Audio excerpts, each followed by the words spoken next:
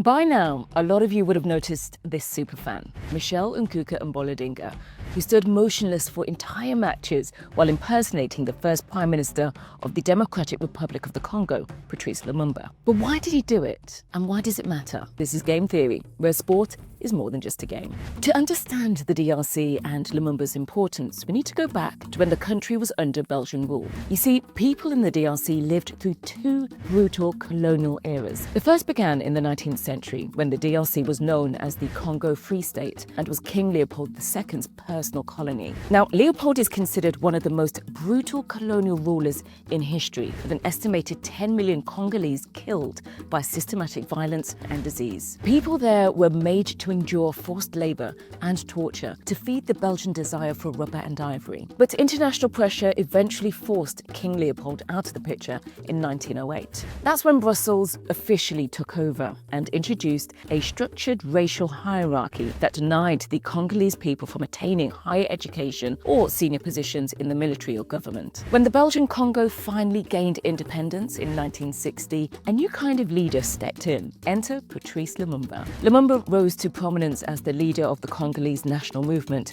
and became the country's first democratically elected prime minister in June 1960. A Pan-Africanist, Lumumba believed that his country should be run by Congolese people and that its resources should benefit the nation, not foreign powers. But almost immediately, the army mutinied, causing havoc. Belgium sent in its soldiers to protect its citizens, and the US and the Soviet Union jockeyed for Cold War supremacy, while the UN sent peacekeepers.